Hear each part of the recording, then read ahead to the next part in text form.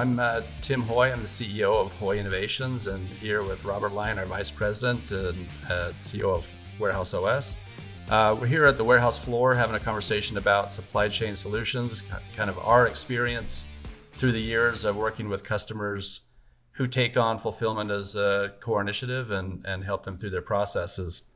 One of the things that we wanted to kind of start with is a little bit of the background of how we started into consulting and helping clients in a deeper professional engagement. I'd say it's really not just about, doing the tradition of warehouse racking and fork trucks. It's about how you use all that equipment. And we, over time, we'd work with clients, and maybe what started the idea about WarehouseOS is seeing the customers that needed maybe an inventory control system, they needed better controls, and what we saw out there was just going to be pretty expensive for them to deploy a traditional WMS product. I think from our experience, Robert, those cost ranges, what would you see the price range for a traditional WMS for a client to engage? Well, Tim, thanks for the introduction. It's good to sit down and chat with you today a little bit about software as well as logistics and innovation in the warehouses. And, having come from a background from companies that deployed large WMSs, it wasn't unusual to see costs $1 billion plus. I mean, they could be very, very expensive, very cumbersome, very difficult to deploy on the floor, and very difficult for a client to work through that process. And those applications or products just didn't fit some of the clients who were in smaller conventional warehouses. And so it's something that really needed to be addressed. And I think something that, we have looked at and tried to work together on as a team to help these customers come up with a better solution. And that's kind of what we did as we looked at WarehouseOS. Yeah, it's interesting. I think that, we started in this process where we'd help clients write maybe a definition of the warehouse management software that they might need, some of the improvements they needed in operations. And a lot of the clients that we work with are innovative companies. They might be entrepreneurs that have a small business or small medium business. That price tag, in my experience, was, at the low end, was maybe $500,000. They just couldn't afford it. And, I remember the thought process where you were kind of going through seeing iPad enclosures being built, this side experience where you're seeing an iPad being used in kiosks in some industrial space at the time 10 years ago. These iPads were not thought of as an industrial tool. And that light went off that said, I wonder if the iPad could give us a user interface that was, highly interactive, highly visual. And that was the creative process that started this need. I think another thing that, we started to experience this gap because clients would be running, they might go through the process of a WMS. The RF gun for us was really kind of counterproductive to the goals we wanted for the customer. They deploy with an RF gun that had a very, I'd say maybe outdated, clunky interface. And that person had to go out there with that RF gun and pick product. They normally didn't get any quicker. A lot of times they got the inventory control, but they might get slower in actually production. Yeah, and I can remember, 12 years ago, some of my first site visits we'd go to, and we'd talk about deploying WMSs, third-party WMSs, and we'd talk about, we're going to have to charge you, $30,000, $40,000, $50,000 just to do a requirements definition of the software. And that was going to take 6 months plus to do that requirements definition. And I was thinking, these clients don't have the time or the money for us to spend 6 months trying to write requirements, and they don't have the knowledge to help write the requirements. And there was a real gap in the industry there. And as we looked at that, as you mentioned, we talked about deploying the iPad on the floor. Well, people kind of laughed at us, like, why would you take an iPad, a kid's game product out on the floor to do logistics with? Right. I remember even internally, sitting down with Henny and the management team, we looked at that. Henny kind of rolled his eyes like, who's this guy you brought in to work for us, Tim? I mean, where did you find him? So it was kind of a fun journey that we took to work through that process. And it wasn't easy. It was pretty difficult to figure out what would work and how it would work. Yeah, I mean, I remember, discovering hurdles. Every year were new hurdles about that acceptance. I mean, today it's, we have different hurdles, and today hurdles of the past are long over with, and we have, the success of customers that are using it and having great success and saving operational cost. I think that was really a lot of the struggle too about, some of these traditional products. After all that spend, the customer oftentimes couldn't really see the ROI from, reduced labor or, so it was just a heavy expense that really didn't pay back on the efficiency side. Yeah, particularly where we would talk about, well, you're going to have to buy an RF gun or a handgun, and they were talking $3,000, $4,000, $5,000 just for each user device on the floor. Those were costs that medium to small companies couldn't afford. There wasn't an ROI for that, and Right. to be able to look at that application and say, we've got something that's simple. There's not a long requirements process, and it's something that we can deploy in a month or two. By the time you're working on requirements with a third-party WMS, we can actually come in and deploy our product on the floor. Right. That was the great thing, is paralleling that with the logistics process. We defined the requirements for them as we learned about their business with the logistic process. Right. Let's talk a little bit about maybe some of the benefits of. I think that our approach, where we're linking process controls, software, and now operational layout. That's another kind of unique, I think, benefit to the industry, where oftentimes, hardware is sourced with one department, software controls and IT requirements are sourced from another department. Those two departments really in most companies don't even communicate deeply. But particularly in a lot of logistics and material handling companies, they don't even have a software group. So they're Right. not working with a third-party company that does that. And then the finger pointing starts. Who's responsible? Well, what we tried to look at, and I think was critical of the deployment of this product, was that we're responsible. We're going to take you from beginning to end and be your partner all the way through. Whether you're in a garage or a 200,000 square foot facility, we can help you manage that with this process. And that took a lot of upfront work and working with them. And that logistics process was critical to helping with that. And the respect of whatever the size the company was that we work with is important to help them be able to achieve their goals. Yeah, I think, that when we started having this integrated design build experience, tradition of industry was, have a design company, have an implementation company, buy a rack from a different group, define the requirements by a different company altogether. I feel like that accountability that we took on as a company to make sure that systems designs really translated to completed products that were actually efficient. We felt that responsibility to say this has got to improve their operations. Right, and that to be able to come in and work with them individually, to work with owners of small businesses or senior management of an organization, to help them understand what's taking place in their warehouse. I know that as part of that process, my previous experience was doing full automation, where we would build facilities that were over 100 feet tall, and we were using every cubic inch, not square footage in a facility. And some of those sites that we go to, I'd walk in and it's a 20 or 30 foot high warehouse and they've got 8-foot rack. I'm like, why are you paying for air? We've got to get out of this process of paying for air, and how can we help you become better with that process? And they had no clue. They don't understand that. They're trying to ship products and go with some of the things that they've seen available, and a lot of those are inexpensive options, but they're also inefficient options. So we need to get past the understanding that there is efficiency that can come from getting rid of air, because I hate air in a warehouse. I want to breathe, but sometimes I breathe way too much when I get in there. Yeah, that just screams inefficiency and waste, really. And I think, one of the things that companies, clients come to us oftentimes when they've run out of space. They're out of pickable locations or out of pallet locations on the floor that they pick from. And I think one of the common problems on the warehouse floor is that every storage location is like another storage location.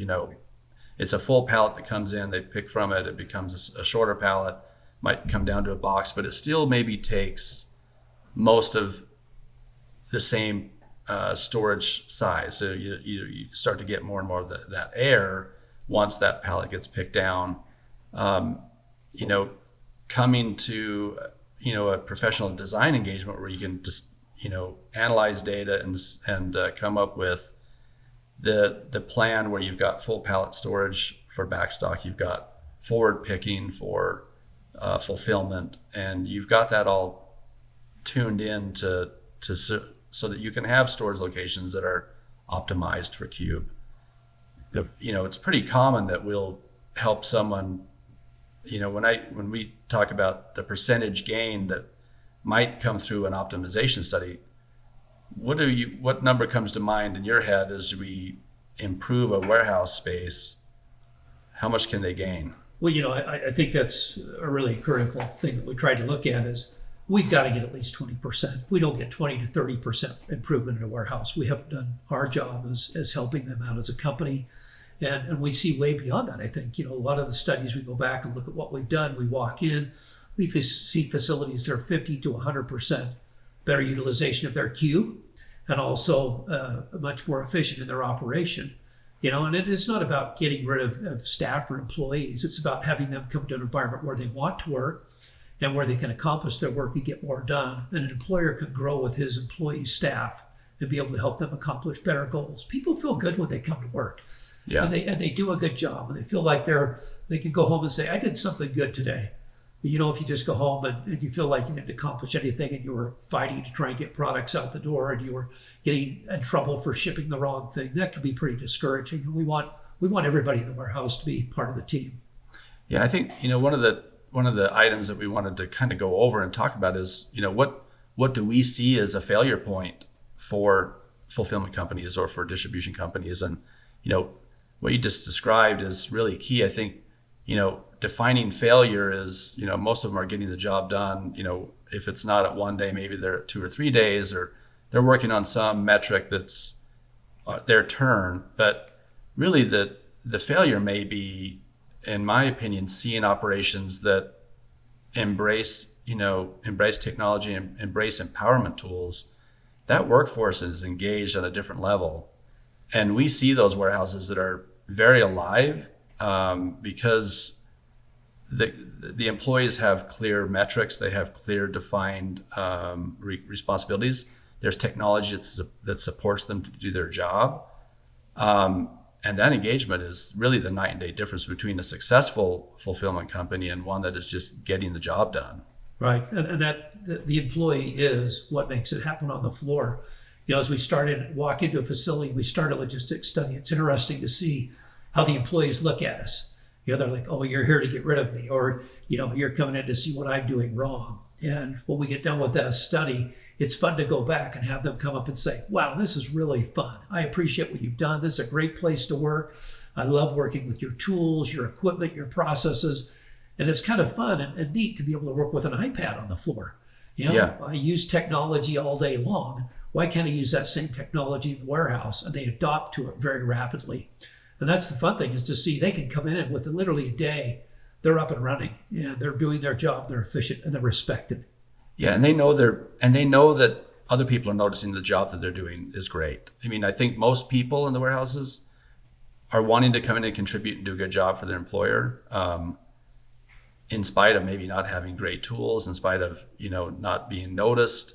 This empowerment and WarehouseOS experience or some of these technology platforms really help that customer and the employee have a benchmark that is understood, and they know they're contributing, and they know they're being appreciated. Yep. And I think that's one of the things that we try to do as part of that process, is that when we go in, it's not just me working with a manager. I work with the employees. What don't you like? What's not working? How can I help you be more efficient? What are you struggling with? To get their input, and then to take that input and apply it, because that's their home. Yeah. They're there, 8-10 hours a day, and we need to respect that. And as we listen to what they're struggling with, we can come back. Every client is not the same. This is not a cookie cutter that we're trying to work with. Right. They're custom, and they deserve that respect. We go in to help them and to look at that process, what we can do to improve them. And I think it's kind of fun to sit down with them and talk about, what are you shipping today? Well, I'm shipping lipstick, or I'm shipping swimsuits, or I'm shipping lawnmowers. They're all different. And as we sit down and understand that and apply that process of logistics to that, particularly where that, our data engineer that's come on board, Lou, is absolutely phenomenal. How he can take data and crunch that for us and come back with answers so quickly. Literally, a couple of days, I've got the information I need to go back to the warehouse and say, hey, this is what we're seeing. And they're like, well, I tried to tell you that when you were here, now you're seeing it yourself. So thanks for the backup. Yeah, no, the data's been, I think that's really the discovery. We see ops, we make some assumptions about what our warehouse is needing, but data really highlights sometimes the not understood pain and the complexities of certain order types, and getting that real full picture is pretty key. Yeah, and then to have that done with a full analytics display that Lou has put together, so it's not just 10 years ago we were using CSV files and Excel spreadsheets, and we'd go to the client, we'd put that out to present that. Well, a lot of our executive staff wasn't familiar with what we were trying to show them. Well, the tools we have now with the graphs, the charts, the displays, literally within a few minutes they understand, I see what you're trying to tell me. And that's a great benefit because they're quickly on board to help understand how we're trying to help them and what changes they can do in their facility. Yeah, I think, the data that we start to see, again, it's starting to try to drive that warehouse to be stopped from being just one stick, the same bay looks the same everywhere. They just repeat same racking type styles. Like, here's the activity, this is the fulfillment activity, here's the receiving activity, and really dialing in those areas so they can be efficient, so that people don't have to walk the full length of the warehouse. They can do their processes in a much smaller space. That distance is the enemy of productivity, and the data really shapes that capability. And the fun part of that's been that we've now been able to work with our software team, our WAS team. We've taken what Lou developed through Power BI. We've now included that as an in-depth part of the WAS product. So now it's real time. So what we originally did with a one presentation, we now real time could be able to sit down with the warehouse manager and say, once we leave, it's there for you. You'll be able to look every 15 minutes at what's going on. You can look at your shipping, your receiving, your employee activity. You've got a tool that can help you, and you can take that tool into the future and help you modernize and optimize your facility because we're giving you the tools. Yeah. I look back to some of the clients and engagements, some of the conversations that comes up, because they share their struggles, they share what their goals are going to be.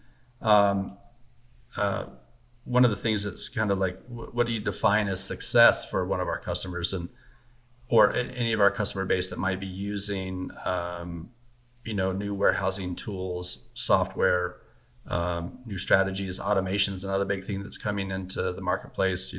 People are looking to leverage that delivery time, the response to the customer. And what do we define as success for that customer coming on? When I think about that topic, one of our clients that visited to do some investigation, they were going to be really taking on fulfillment for themselves as a growing brand, and they flew into Salt Lake, and we visited two sites. One site that had over 100 pickers and another site that had 10 pickers. So this client that was going to be engaging in their self-fulfillment process saw kind of large scale and small scale, and probably seen as, this is a very big shift for us. This is going to be a scary shift, and getting the feedback from the client. That visit was interesting. It's great to see someone that's done it for 10 years. They're very successful. They've got 100 people putting out 20 or 30,000 packages a day. What was really helpful for this client voice was to see that small business that had 10 employees, that had a very organized operation. They were in 15,000 square feet, and everyone on the floor had instructions. They knew what they needed to get done. They knew how much work was coming. They knew where to put things away. They knew where to fulfill the orders. They knew how to pack and ship it. Seeing that customers, as they started their journey, the benefit of seeing another small business that maybe it started 2 years before them, the confidence that comes from seen companies that they're going to follow the same path have nailed it, and they're like, this is clearly done because they're using modern tools of inventory control. And this was a great WarehouseOS case study. Yep. And oftentimes, customers think because they grow, they do have to completely change process. And that's not always the case. As you go from 10 people to 20 people to 50 people on the floor, that might not mean that you need to go to full automation. Automation has its place, and we try to look at that and certainly support automation where it applies, but we don't want to push automation. We don't want to push that onto a client and say, hey, you need to get rid of all these people and automate it. It's going to solve your problems. What we want to do is give them the right tools so that they can decide the processes, which direction they should go. Because certainly some of those clients, we've done some massive automated projects, and they've been great as well. But oftentimes, if you give people the right tools, they'll be able to accomplish their job and do it well, and very efficiently, and carry that through a large portion of the customer's future and well into the future. Yeah. I think it's interesting on the automation. I think for a lot of companies, there's this future goal of like being fully automated.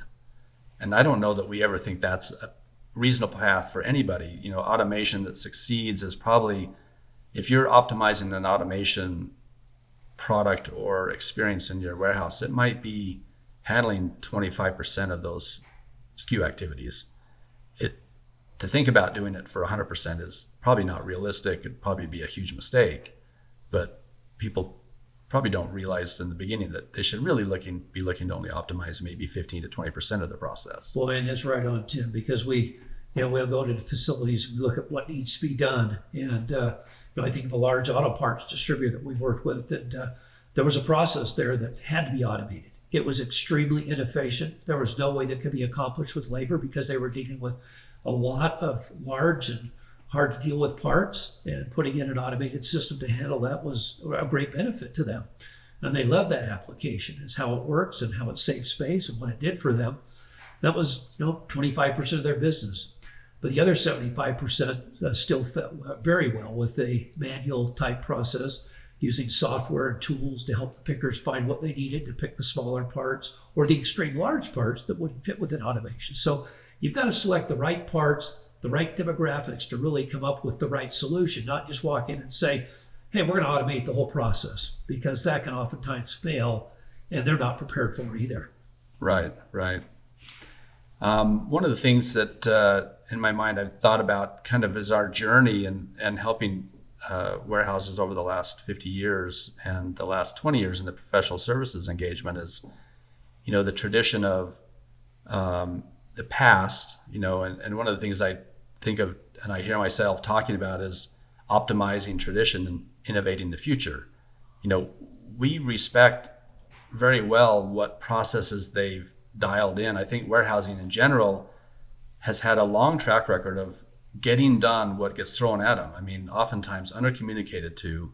Warehouses have to pivot so dynamically to, sales, seasonal products, maybe, returns, and that team is maybe in corporate America one of the most adept at change, but sometimes they do get stuck in their tradition. They don't really, this has always worked, so we'll do it. So I think that that topic of optimizing tradition has a lot of merit, because those are processes that really work.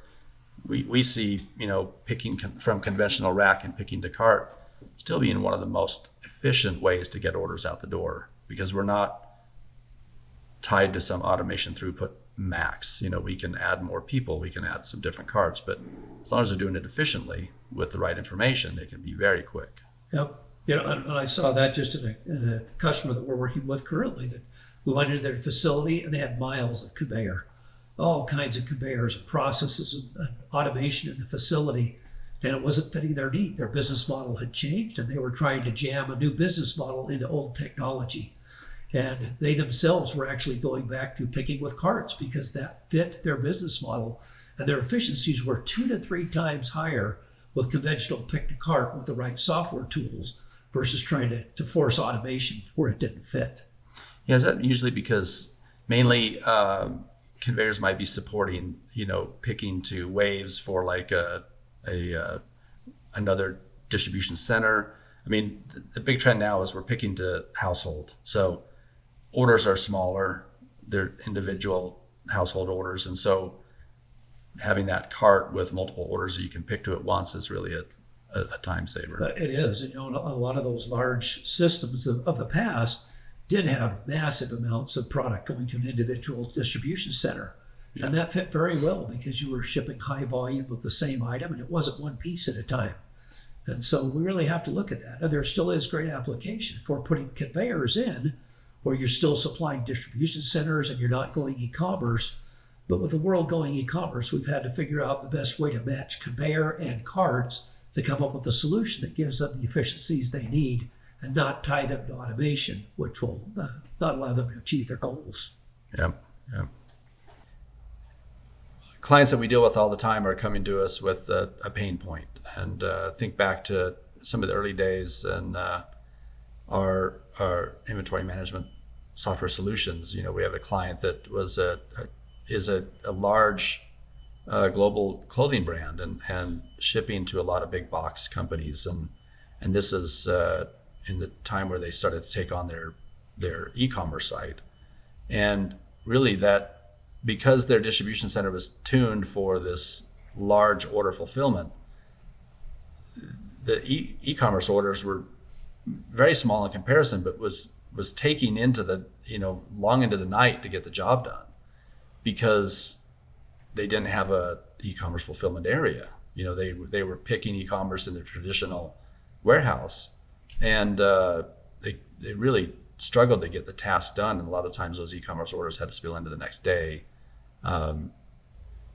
So that was one of the solutions that, problems that came to our team to say, well, we can help you with that. And then, this a batch pick to cart solution that allowed them to, fulfill the e-com orders inside that same warehouse in a sense, but with technology leveraged a much more efficient solution.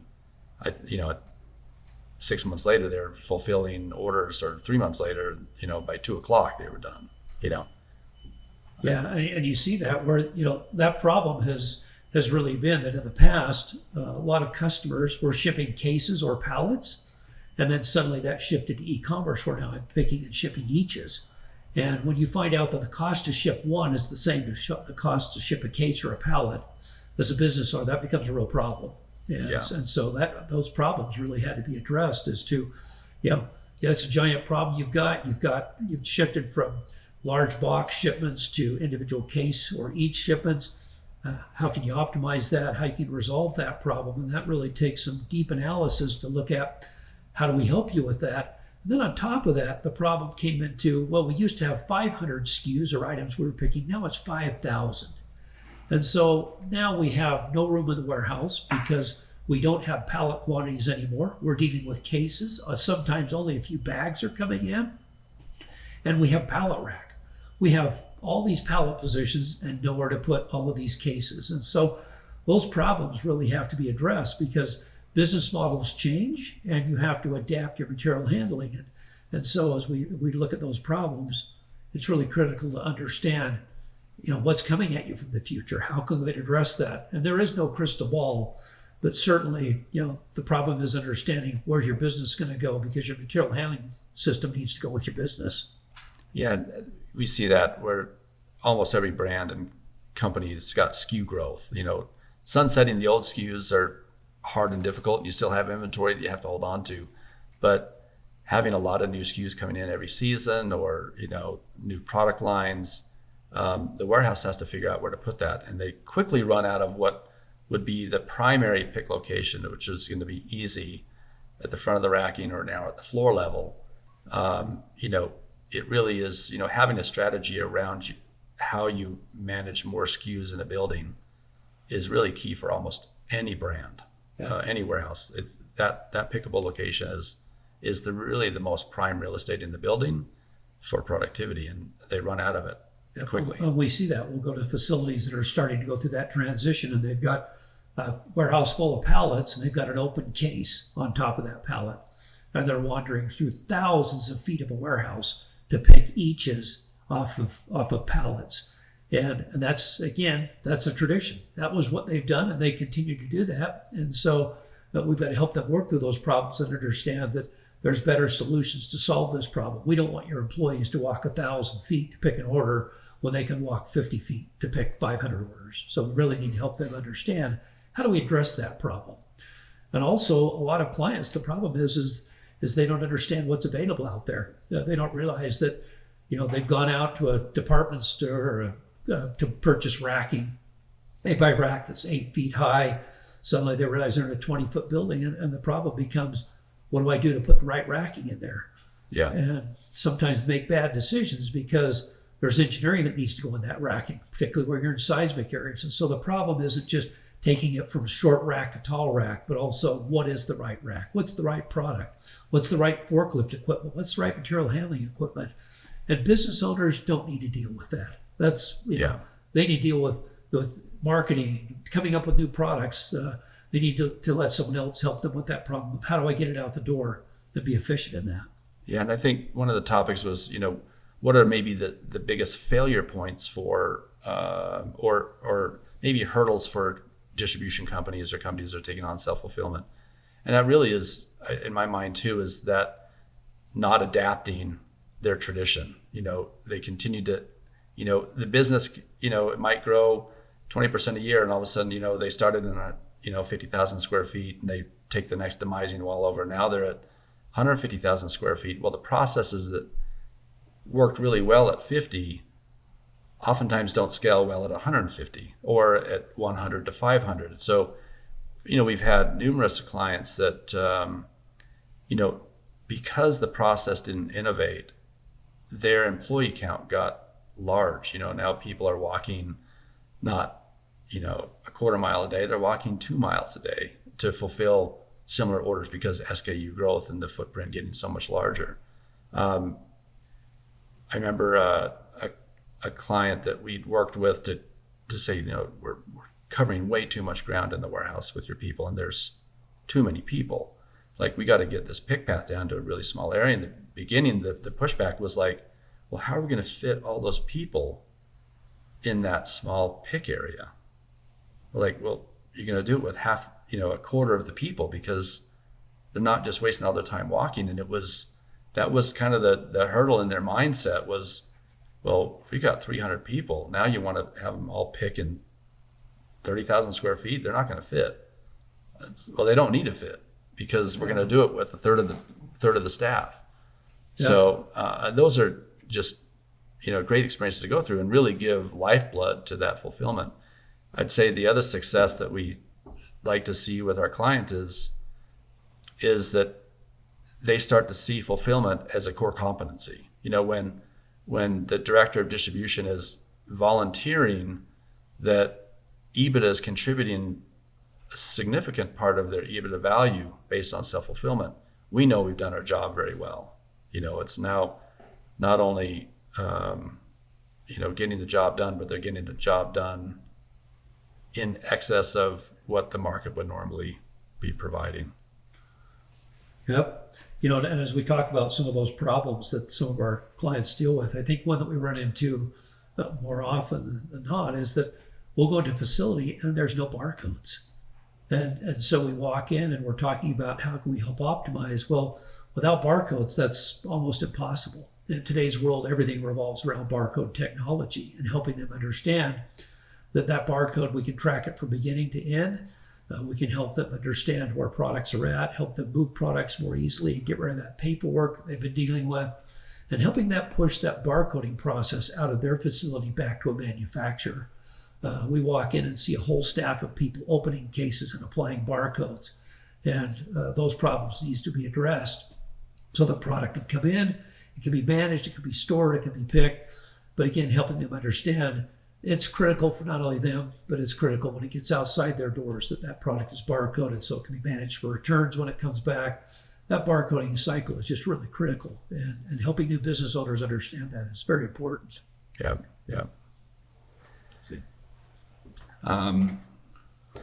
Well, this is it's fun to talk about the progress that we've seen in our engineering services, and we've seen clients that have really adopted technology, and they're innovating their fulfillment journey successfully.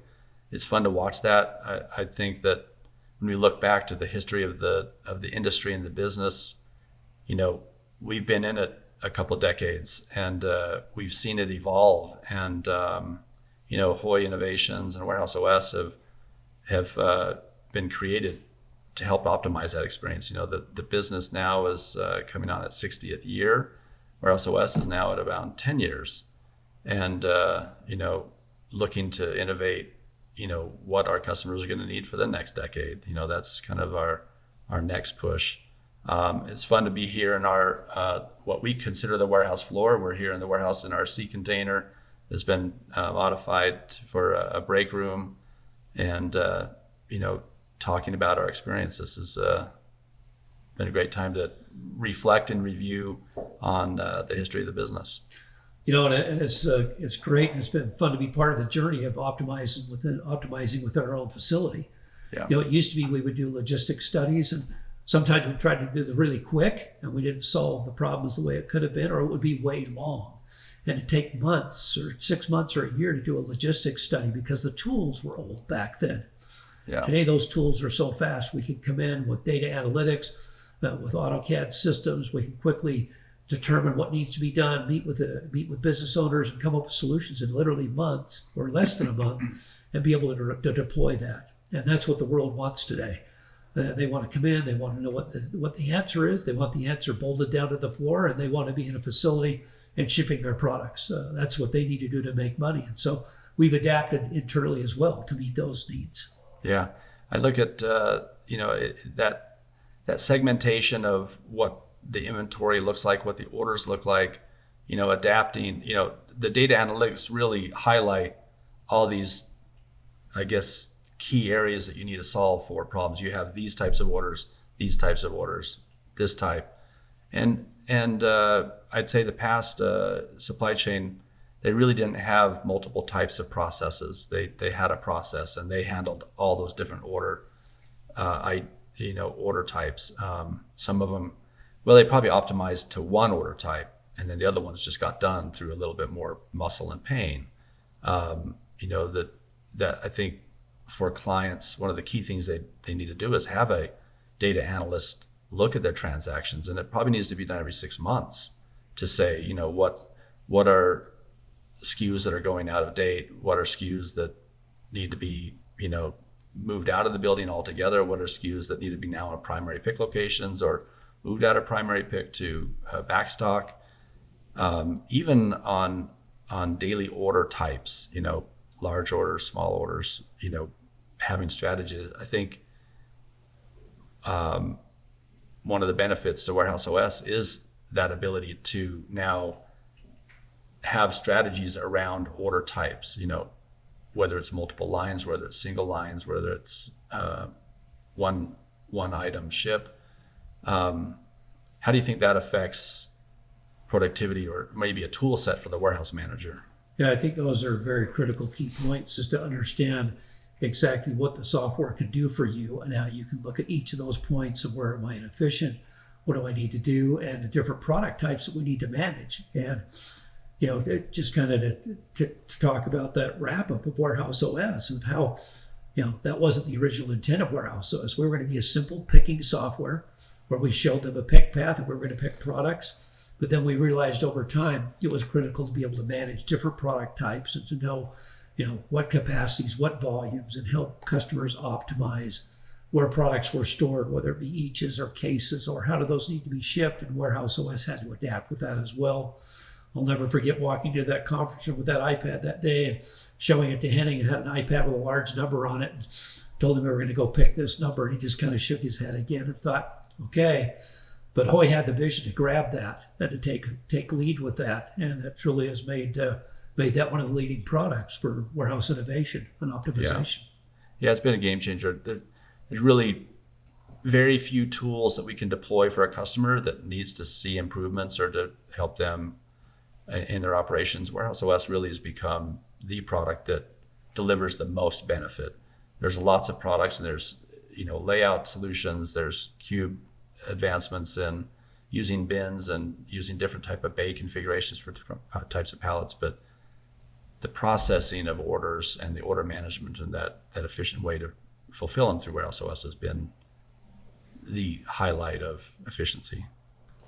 Thanks, Tim. It's been good. It's been a fun journey, and excited for the future as we innovate our next set of tools and really continue to solve problems for the warehouse floor. I love that helping the actual picker has always been really the key focus. We want a user interface. We want tools that help that picker show that they're doing a good job, and that their management knows they're doing a good job, and they have a very engaging platform. To involve everybody from the top to the bottom of the organization. So Yeah. been good. Well, thanks, Robert, for the conversations today on the warehouse floor. This has been a fun review. Thank you.